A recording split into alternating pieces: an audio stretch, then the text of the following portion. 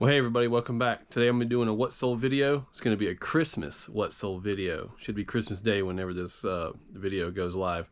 So hope you enjoy it. This is the stuff that I'm looking for, or stuff that I found at thrift stores and yard sales to flip for money online. So let's hop to it.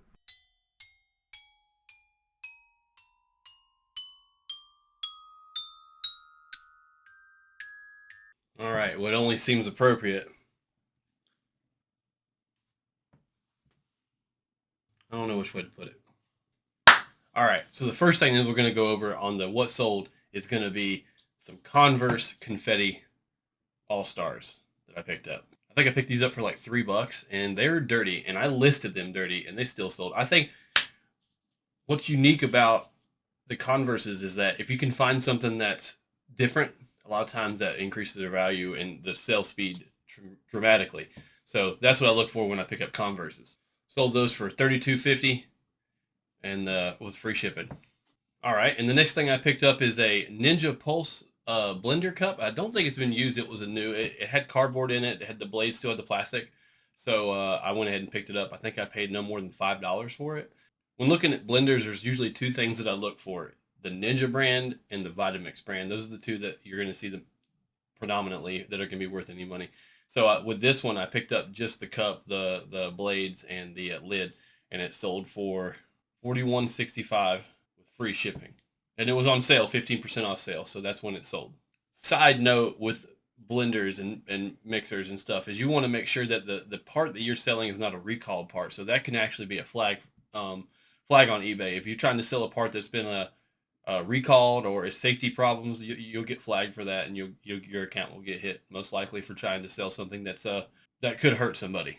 All right, and the next thing we got is these Reebok 8-pound dumbbells, a pair of dumbbells. I think I paid $8 for them total for both of them, and they were in great shape. They for however old they are, they looked good. So I knew they would sell.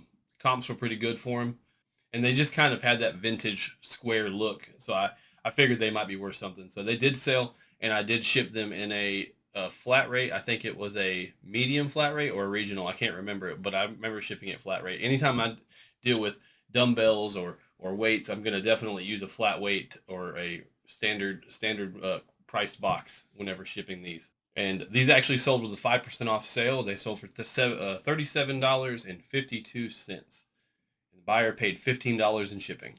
The next thing I want to talk about real quick in the middle of this is the weather here. So I live in North Carolina, and it has been crazy cold. And if you're watching this while if it's current, the video is current, you'll know that even in North Carolina, there has been like 2 days where it's not going to get above freezing, which is so crazy. It's very abnormal here.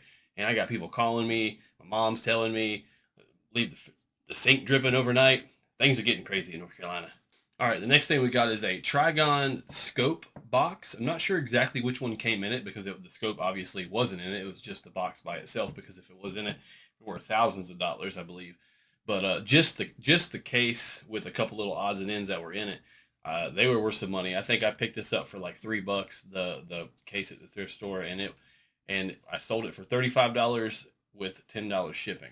And I actually found quite a few of these at one time. They were putting them on the shelf, so I just kept picking them up. I think the most I spent on one was like $8. But overall, I'm going to make great money on these. Next up, we got a Patagonia fleece light sweater type thing.